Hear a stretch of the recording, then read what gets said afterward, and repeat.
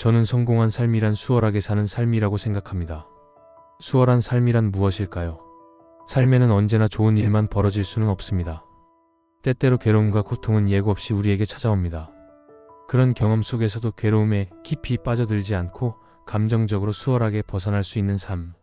삶이 나를 이끌어가는 대로 두어도 괴로움에 발목 잡히지 않는 삶이 바로 그런 것이 아닐까요? 그러기 위해서는 삶이 나를 이끌어가도 아무런 문제가 없을 것이라는 믿음이 필요합니다. 삶이 펼쳐지는 대로 나를 맡겨도 된다는 믿음 말이지요. 그 믿음은 어디에서 오는 것일까요? 삶은 언제나 안전하다는 그 믿음 말입니다. 한 가지 역설적인 이야기를 해보겠습니다. 살면서 가장 확고한 믿음, 그것은 무엇일까요? 기독교인들에겐 하나님에 대한 믿음이 아닐까요? 불심 깊은 불자에겐 부처님에 대한 믿음일 것이고요. 이슬람인 힌두교인들도 각각 자신의 신들에 대한 믿음, 그리고 과학자들은 과학에 대한 믿음이 되겠죠. 어떤 사람들에게는 돈에 대한 강력한 믿음일 것입니다. 모든 사람들이 각자 다양하게 믿음을 가집니다. 그러면 그 믿음은 무엇이 가지는 것일까요? 모든 사람들이 믿음을 가질 수 있는 그 바탕, 배경은 나라는 느낌, 나라는 인식, 나라는 믿음입니다. 나라는 느낌은 말 그대로 나라는 의식입니다. 내가 이것이다 저것이다, 내가 이렇다 저렇다 하는 모든 인식과 감각의 배경이 되는 그것입니다. 나라는 인식은 그 나라는 느낌을 바탕으로 감각되고 지각되는 모든 것들입니다. 나라는 믿음은 그 느낌과 인식을 바탕으로 나라는 별개의 독립적인 존재가 있다라는 생각입니다. 나라는 믿음이 발생하는 순간 동시에 나와 대비되는 타인이 발생합니다. 그리고 타인과 세계는 동시에 출현합니다. 이 말이 이상한가요? 나는 지금 우연히 한국에서 태어나서 한국말을 쓰고 살아갑니다. 그렇지만 어쩌면 조금 다른 우연에 의해서 미국이나 아프리카 혹은 유럽에서 태어났을 수도 있습니다. 그랬다면 얼굴도 다르고 언어도 다르고 성격도 다르고 믿음도 달랐을 것입니다. 아무리 모든 것이 다르게 태어났어도 단 한 가지 다를 수 없는 게 하나 있습니다. 그것은 바로 나라는 느낌입니다. 이것은 현재와 과거의 나에 대해서도 마찬가지입니다. 거울을 보세요. 10년 전, 20년 전의 거울 속의 당신과 지금의 당신은 같은가요? 생물학적으로도 인간은 몇 년만 지나면 현재의 모든 세포들이 새로운 세포로 전부 교체된다고 합니다. 우리는 그러한 생물학적 교체와 노화를 죽기 전까지 경험하지만 그러한 변화에도 나는 나라는 확실한 느낌을 가지고 살아갑니다. 나라는 느낌, 나라는 인식, 나라는 믿음. 이것은 모든 것이 변해도 그것만은 언제나 동일합니다. 나라는 느낌은 심지어 꿈에서도 마찬가지입니다. 꿈속에서도 나는 나라는 느낌을 가집니다. 꿈은 비현실이지만 나는 나라는 느낌을 가지고 내가 좋다, 내가 싫다, 내가 위험하다, 내가 안전하다, 내가 두렵다는 느낌을 가집니다. 꿈이 깨면 어떤가요? 꿈이 깨면 꿈속의 나도 사라지고 꿈속에서 나를 둘러싼 모든 세계는 동시에 사라집니다. 현실에도 그렇습니다. 현실에 내가 사라지면 현실에서도 나를 둘러싼 모든 세계는 동시에 사라집니다. 내가 죽어도 이 세계는 지금처럼 남아있을 것 같나요? 그것을 어떻게 알죠? 나는 타인의 죽음만 목격할 뿐 정작 나는 한 번도 죽어보지 못했는데요. 나라는 느낌, 나라는 인식, 나라는 믿음. 그것은 내가 존재하는 한 언제나 동일한 것처럼 보입니다. 하지만 그것이 완전히 사라지는 순간이 있습니다. 그것은 꿈 없는 깊은 잠입니다.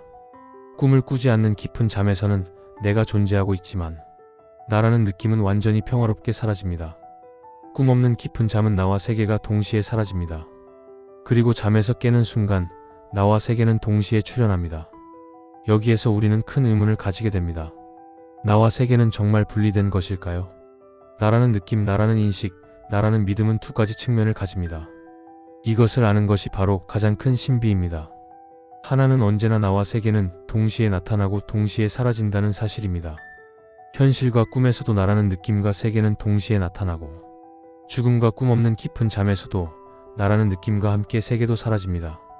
언제나 세계는 나라는 느낌에 바탕하여 나타납니다. 절대로 그 나라는 느낌 없이는 나타날 수 없습니다. 또 하나는 그 나라는 믿음이 출현하면서 동시에 타인이 나타납니다. 너, 그녀, 그것이 출현합니다. 모두 나와 상반되는 개념입니다. 나를 기쁘게도, 나를 즐겁게도, 나를 괴롭게도, 나를 아프게도, 나를 위협하기도, 나를 두렵게도 할 수 있는 내가 아닌 너, 그녀, 그것이 출현합니다. 나는 인식의 바탕으로도 작용하지만 그 인식이 출현하기 위해서는 나와 대비되는 무엇인가가 반드시 있어야만 합니다. 좀 어려운가요? 만약 아무것도 인식할 수 없는 시공간, 즉 모든 감각이 차단된 공간, 오감이 모두 차단된 공간에 들어가 있으면 어떻게 될까요? 아마도 나라는 인식과 믿음은 해체되기 시작할 것입니다. 그러므로 인식의 바탕으로서의 나는 꼭 필요하지만 나라는 인식이 유지되기 위해서 타인과 세계도 같이 등장하는 것입니다. 나라는 느낌으로 살면서 정말로 수월하게 사는 방법에 대한 모든 전제는 이제 설명이 되었습니다. 나라는 느낌, 나라는 인식, 나라는 믿음은 존재하고 경험하기 위한 필수 조건입니다. 나는 세계와 동시에 출현하고 동시에 사라집니다. 나는 세계의 의지에서 생겨나고 사라지며 세계 역시 나의 의지에서 생겨나고 또한 사라집니다. 이 말은 어딘가 익숙한 느낌이 들 수도 있습니다. 그것은 바로 붓다의 가르침입니다. 붓다의 가장 큰 발견은 무아와 연기입니다. 먼저 나와 세계는 언제나 동시에 나타나고 동시에 사라진다는 것은 무아와 일맥상통합니다. 무아는 내가 없다는 뜻이 아닙니다. 무아는 나라고 할 만한 것이 없다는 뜻입니다. 나라고 할 만한 것이 없다면 반대로 내가 아니라고 할 만한 것도 없습니다. 가장 신비한 것은 바로 나입니다. 나라는 느낌이 등장할 때 왜 세계가 같이 등장하는 것일까요? 이유는 나와 세계는 같은 것이기 때문입니다. 그렇다면 나라고 할 만한 것도 없으며 내가 아니라고 할 만한 것도 없습니다. 마치 꿈과 같습니다. 인생이 마치 일장춘몽이며 이는 꿈처럼 허무하다는 그런 단순한 의미가 아닙니다. 어젯밤 꿈에 보이던 나도, 나와 대립하던 꿈속의 그도, 그리고 나와 그를 둘러싼 모든 꿈속의 세상도 꿈속에서는 지금의 현실과 동일하게 인식됩니다. 하지만 아침에 눈을 뜨면 그것은 모두 나였습니다. 꿈속에서 나를 즐겁게 해준 그도, 나를 괴롭게 하던 그도, 나를 둘러싼 세계도 모두 나였습니다. 무아란 바로 이것입니다. 현실도 꿈과 같은 속성을 가지고 있습니다. 다만 아주 안정된 상태일 뿐이지요. 이것에 대해서는 과학의 영역이 계속해서 밝혀내고 있습니다. 양자역학과 상대성 이론은 우리의 당연한 인식을 완전히 뒤바꾸고 있습니다. 상대성 이론은 우리가 상상하기 어려운 극대의 세계에서, 양자역학 역시 우리의 감각으로는 인식 불가능한 극미의 세계에서 우리의 인식과는 완전히 다른 진실을 보여주고 있습니다. 그래서 현대의 물리학자 중에는 결국 철학적인 의문을 다시 찾게 되는 사람들이 많습니다. 또 한 가지를 살펴볼게요. 나라는 느낌이 최초로 등장합니다. 그리고 그 나를 인식하기 시작합니다. 그 다음 비로소 나라는 별개의 존재가 있다는 믿음이 생깁니다. 그런 다음 나라는 믿음이 생기는 동시에 타인과 세계가 등장합니다. 나라는 믿음이 생겨나는 동시에 타인과 세계가 등장하는 원리를 세심하게 관찰해 봅시다. 이는 서로가 서로를 의지하여 생기는 것이며 붓다의 가르침 연기와 일맥상통합니다. 나라는 느낌이 내 몸과 마음에 제한된다는 믿음이 생기면 그에 상응하는 타인과 세계가 출현합니다. 이것은 정말 이상한 말인가요? 그러면 모두가 경험한 한 가지 사실을, 기억을 거슬러 생각해 보겠습니다. 모두 다 자신의 생일을 알고 있습니다. 그것은 자신이 스스로 알게 된 것인가요? 아마도 그런 사람은 단 한 명도 없을 것입니다. 모두 누군가가 나에게 어릴 적부터 말해 주었기 때문에 알고 있습니다. 내가 세상에 태어나는 때는 나라는 느낌은 분명 있었겠지만 나라는 믿음은 없었기 때문입니다. 이게 무슨 말인가요? 나라는 믿음이라는 게 무엇이란 말인가요? 나는 나인 게 분명한데 나라는 믿음이라는 말은 어폐가 있는 것이 아닌가요? 내가 나이지 다른 무엇일 수 있는 것일까요? 내가 태어난 날에 분명 나라는 느낌은 있었을 것입니다. 그러다가 어느 순간 성장 과정에서 나는 나를 인식하기 시작합니다. 그리고 나는 드디어 나의 몸과 몸에 느껴지는 감각이 나라는 믿음으로 싹트기 시작합니다. 이제 최초의 타인이 등장합니다. 바로 부모입니다. 부모는 나라는 느낌과 인식을 가지는 내 육체를 보고 나의 이름을 부릅니다. 그것이 일정 시간 반복되면서 나는 내 몸과 내 몸에 한정되어 느껴지는 감각이 나라는 믿음이 생깁니다. 그리고 어느 순간 나라는 믿음 속에서 경험한 어떠한 사건이 발생하고 그것이 나의 최초의 기억이 됩니다. 나는 내가 태어난 날에 분명 세상에 존재했지만 나라는 믿음은 그것보다 어느 정도 후에야 생겨납니다. 그러면 반대로 내가 태어나기 바로 직전에 엄마 뱃속에 있던 나라는 느낌이 없었을까요? 산부인과 의사들은 태아도 소리와 감정에 반응한다고 합니다. 그래서 태교라는 것이 생겨난 것이고요. 이상하지 않나요? 엄마의 태 속의 어느 시점에서 나는 나라는 느낌을 가지기 시작했을까요?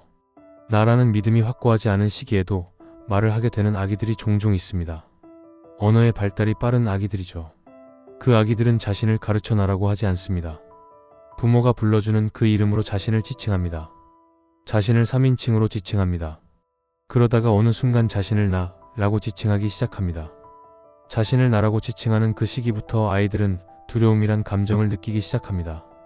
나가 발생했기 때문에 나와 대비되는 내가 아닌 세계 역시 동시에 발생하기 때문입니다. 과연 나는 무엇일까요? 나와 타인, 나와 세계는 정말 분리된 혹은 별도의 각각의 독립된 객체일까요? 그 확고한 믿음은 진실일까요? 어떻게 하면 인생을 수월하게 살 수 있을까에 대한 대답은 괴로움을 어떻게 해결할 것인가에 대한 대답이 될 것입니다. 그것은 나는 무엇인가에 대한 대답과도 같습니다. 모든 질문의 끝은 이것으로 귀결됩니다. 나라는 느낌은 인간의 성장 과정에서 나라는 믿음으로 채색됩니다. 나라는 믿음이 생기면 동시에 무엇이 생기나요? 바로 두려움이 생깁니다. 이것은 매우 필연적입니다. 이것에 대한 비유는 창세기에도 나와 있습니다. 선악과를 먹은 최초의 사람 아담은 선악과를 통해서 나라는 믿음이 생기자마자 하나님이 두려워지는 경험을 합니다. 그래서 하나님이 아담아 어디에 있느냐 라고 찾을 때 내가 두려워 숨었나이다 라고 대답합니다. 아담은 선악과 이전에는 나라는 느낌은 있지만 세계와 구별되지 않았습니다. 이 상태를 에덴 동산이라고 불렀습니다. 선악과를 먹자마자 아담은 세계와 구별되는 나로서 등장합니다. 그리고는 곧바로 나와 대비되는 모든 것이 등장하고 동시에 두려움이 발생합니다. 나라는 믿음은 바로 에고입니다. 나라는 믿음, 즉 그것이 진짜 나라고 믿을수록 삶은 투쟁의 장이 됩니다. 다시 돌아가서 붓다의 가르침 중 가장 핵심적이고 놀라운 통찰은 무아입니다. 무아는 나라고 할 만한 것이 없다는 가르침이지요. 우리는 나라는 분명한 믿음에 갇혀서 살고 있습니다. 타인과 구별되는 신체 경계 안에서 타인과 구별되는 감각과 지각, 그리고 인식을 가지고 있습니다. 그렇기 때문에 타인 혹은 세계와 분리되어 존재하는 나라는 것에 대한 확고한 믿음을 가지고 있습니다. 그런데 왜 붓다는 무아라고 했을까요? 나라고 할 만한 것이 없다. 그러므로 모든 것은 허망하고 시간에 따라 모여졌다 흩어졌다를 반복한다는 뜻일까요? 그러면 붓다와 허무주의자와 다를 게 무엇인가요? 붓다는 그러한 허무주의를 말한 게 절대 아닙니다. 나라고 할 만한 것이 없다는 말은 바꾸어 이야기하면 내가 아니라고 할 만한 것도 없다는 뜻이 됩니다. 나라는 믿음은 바로 나와 타인의 분리를 의미합니다. 나라는 믿음이 강할수록 나는 타인과의 명징한 분리를 의미합니다. 나와 타인, 그리고 나와 세계가 확연하게 분리됩니다. 그 결과 나를 제외한 세계는 내가 아니기 때문에 위험할 수도 있는 가능성을 내포한 내가 아닌 다른 것이 됩니다. 반대로 나라는 믿음이 약해지거나 희석되는 경우에는 나에 대비되는 타인 혹은 세계 역시 희석됩니다. 나라는 개념이 확장되는 것입니다. 인생을 수월하게 사는 이들을 잘 보세요. 오히려 내 것이라는 개념이 분명하지 않습니다. 돈을 많이 벌었다면 나눌 줄도 알고 엄청난 거액을 기부하기도 합니다. 사람들에게 많은 사랑과 신뢰를 받는 이들은 진심으로 타인에게 자신의 것을 기꺼이 나누는 사람들입니다. 그것은 나라는 개념의 확장이기도 하고 다른 말로는 나라는 믿음의 희석이기도 합니다. 그들은 입버릇처럼 말합니다. 주변 사람들에게 잘하는 게 바로 내가 잘 되는 일이다. 그러나 이들은 의도적으로 자신이 잘 되려는 목적만을 달성하기 위해서 나눔을 행하지 않습니다. 타인의 감정, 기쁨과 슬픔, 그리고 고통에 같이 공명할 줄 알기 때문에 자연스러운 행동으로 이어지는 것입니다. 그러한 행동이 극단적으로 확장된다면 나와 세계를 구분하지 않습니다. 나를 잊는 경험은 인간으로서 체험할 수 있는 최고의 기쁨입니다. 나를 잊는다는 게 무슨 뜻인가요? 나를 잊는 그 순간에도 나는 나라는 느낌을 분명히 가지고 있습니다만 그 순간에는 나라는 느낌이 무한하게 확장되어 그 순간을 경험하는 모든 것에 나라는 느낌을 가지게 하는 것입니다. 최고의 경지에 이른 스포츠 스타들이 종종 하는 표현들이 있습니다. 경기에 완전히 몰입하는 어느 순간 자신은 사라지고 그 경기만 남는다는 말을 합니다. 나라는 느낌이 그 경기 전체로 확장되는 느낌입니다. 그것을 무아지경이라고 합니다. 삶은 나와 타인, 나와 세계의 경계가 분명하다는 믿음이 희석될수록 수월해집니다. 그렇게 되면 안전하다고 느끼게 됩니다. 어떤 일이 닥치더라도 그것은 별일이 아니고 곧 지나갈 일임을 알게 됩니다. 인생을 수월하게 살아가기 위한 비밀은 나라는 믿음, 내가 에고라는 믿음에 대해서 벗어나는 것입니다. 나라는 믿음이 강할수록 내 것이라는 것에 대한 집착이 생깁니다. 내 것이라는 집착의 이면에는 그것을 잃어버리면 안 된다는 두려움이 있습니다. 아무리 많아도 내 것을 잃으면 안 된다는 두려움은 더 많은 결핍을 불러일으킵니다. 더 많은 결핍은 더 많이 가지려고 하지만 계속해서 자신의 것을 빼앗기는 경험을 하게 합니다. 하지만 꼭 기억해야 할 것이 있습니다. 나라는 믿음, 즉 에고는 결코 악이 아닙니다. 에고는 매우 유용한 도구입니다. 나라는 느낌만으로는 절대로 이 세계를 경험할 수 없습니다. 나라는 느낌이 세계를 경험하기 위한 매우 유용한 수단으로서 나라는 믿음을 고안해낸 것입니다. 그러므로 이것은 절대로 악이 아닙니다. 이것에 대해서도 붓다는 이렇게 말했습니다. 부처와 중생은 하나라는 말입니다. 중생의 깊숙한 내면에 부처의 본성이 자리잡고 있다는 말이 아닙니다. 중생이 그대로 부처입니다. 에고는 절대로 악이 아닙니다. 에고는 그대로 이 세계를 경험하게 하는 매우 유용한 도구입니다. 다만 내가 에고일 것이라는 강한 믿음이 나를 괴롭게 하는 것입니다. 이 둘 사이를 아주 지혜롭게 유지하는 것, 그것을 중도라고 합니다. 이러한 것을 이해하고 바로 본다면 인생의 비밀을 풀어내는 열쇠를 지니게 됩니다. 하지만 이것만으로는 부족합니다. 진실을 이해하는 것만으로는 부족합니다. 그것을 가지고 내 삶에서 응용해야 합니다. 삶은 언제나 변화합니다. 좋은 일이건 나쁜 일이건 생겨나고 사라집니다. 그 안에서 나는 에고라는 믿음을 희석시켜서 본래의 내가 무엇인지 삶에서 응용하고 증명하는 연습이 필요합니다. 그래서 이해하는 것만으로는 부족하고 삶을 통해서 계속 증명해 가야 합니다. 결론적으로 수월한 삶이란 나는 내 몸과 마음에 국한되어 있는 것이 아니고 나와 세계가 분리된 것이 아니라는 것을 이해하고 실천하는 삶입니다. 영상 시청해 주셔서 감사합니다. 당신의 일상의 평안을 기원합니다.